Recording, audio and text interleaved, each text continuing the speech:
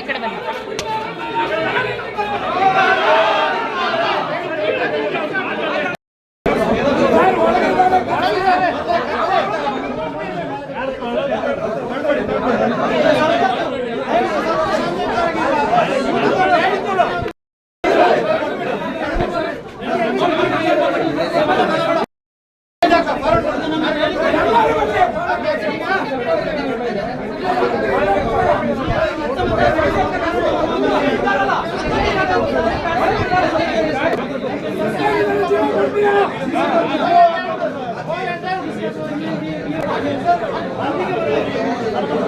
ಬಾವುಟ ಕೆಳಗಿಸೋಣ, ಬಾವುಟ ಕೆಳಗಿಸೋಣ.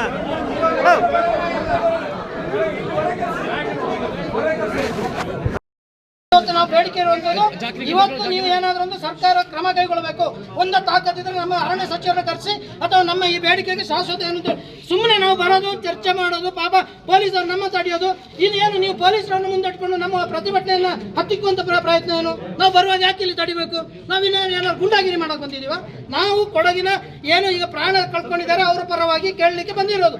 ಈ ತರ ಆದ್ರೂ ಸಹ ನೀವು ಏನು ಕ್ರಮ ಕೈಗೊಳ್ಳಲಿಲ್ಲ ಯಾಕೆ ಅಂತ ಹೇಳಿ ನಾವು ಬರುವಾಗ ಇಲ್ಲಿ ಪೊಲೀಸರು ತಡೀತಾರೆ. ಯಾಕೆ? ಅವ್ರ ಮುಖಾಂತರ ನಮ್ಮನ್ನ ನೀವು ದಬ್ಬಾಳಿಕೆ ಮಾಡೋದಾ? ನಮ್ಮ ಇದನ್ನ ಪ್ರತಿಭಟನೆಯನ್ನು ಹತ್ತಿಕ್ಕುವಂತ ಪ್ರಯತ್ನನ? ಅದರಿಂದ ನಾವು ಇವತ್ತು ಇಲ್ಲಿಂದ ತೊಲಗೋದಿಲ್ಲ. ಇವತ್ತು ನಾವು ದಿಢೀರಾಗಿ ಬಂದಿರೋದು.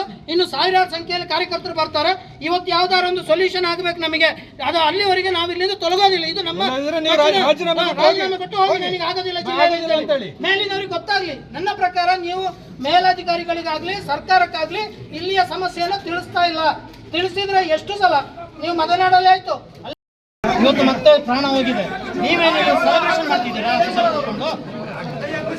ಈಗ ನೋಡಿ, ನಾವು ಹೇಳಿದ ಮೊನ್ನೆ ಇಡೀ ಕೊಡಗಿನ ಜನತೆಗೆ ನಿಮ್ಮ ಪ್ರಾಬ್ಲಮ್, ನಿಮಗೆ ಕೊಡಗಿನ ಬಗ್ಗೆ ಗೊತ್ತಾಯಿಲ್ಲ ಅಂತ ಕಾಣುತ್ತೆ. ನಿಮಗೆ ಕೊಡಗಿನಲ್ಲಿ ಕೆಲಸ ಮಾಡಲಿಕ್ಕೆ ನಿಮಗೆ ಖುಷಿ ಇಲ್ಲದಿದ್ರೆ ಆಗದಿದ್ರೆ ದಯವಿಟ್ಟು ಕೊಡಗು ಜಿಲ್ಲೆ ಬಿಟ್ಟು ತೊಲಗಿ. ನಾವು ಕೇಳ್ತದೆ ಇಷ್ಟೇ. ನೀವು ಬಂದ್ಮೇಲೆ ಎಷ್ಟು ಈಗ ಪ್ರಾಣ ಹಾನಿ ಆಯ್ತು? ಏನ್ ಮಾಡ್ತೀರಾ ನೀವು? ಸುಮ್ಮನೆ ಪ್ರತಿ ಸಲ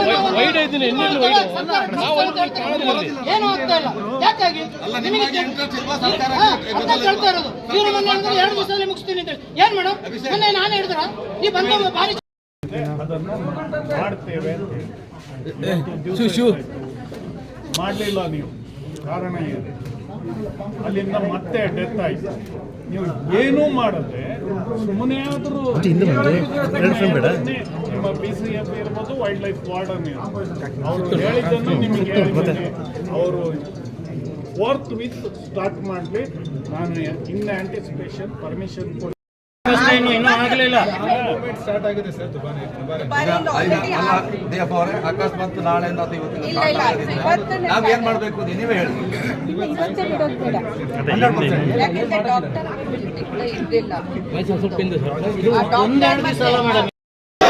ಏನಷ್ಟು ಅಹಂಕಾರ ಅವರಿಗೆ?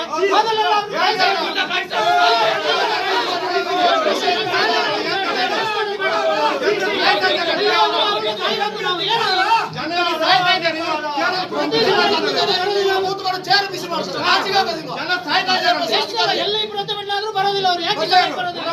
ಕಚೇರಿ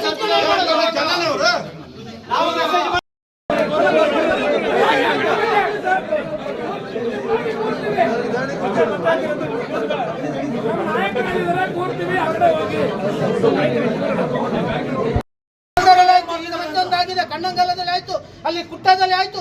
ಏನು ನಿಮಗೆ ಖುಷಿ ಆಗ್ತಾ ಇದೆಯಾ? ಆದ್ರೆ ಕ್ರಮ ಕೈಗೊಳ್ಳೋದು. ನಿಮ್ಮ ಜೀವ ಆದ್ರೆ ನಿಮ್ಮ ಜೀವಕ್ಕೆ ಎಷ್ಟು ಬೆಲೆ ಇದೆ ಅಷ್ಟೇ ಜೀವ ಸಾಮಾನ್ಯ ಪಾಪದ ಕಾರ್ಮಿಕನ ಜೀವಕ್ಕೆ ಅದೇ ತರ ಬೆಲೆ ಇದೆ. ಅವನಿಗೂ ಕುಟುಂಬ ಇದೆ, ಅವರಿಗೂ ಸಂಬಂಧಪಟ್ಟವರು ಇದ್ದಾರೆ. ನೀವಿಲ್ಲಿ ಕೂತ್ಕೊಂಡು ಏನು ನಿಮ್ಮ ಏನು ರಿಪೋರ್ಟ್ ಸರಿ ರೆಡಿ ಮಾಡೋದು ಕಳಿಸೋದು ಇಷ್ಟಕ್ಕೇನೆ ಸೀಮಿತನಾ? ದಯವಿಟ್ಟು ಇವತ್ತು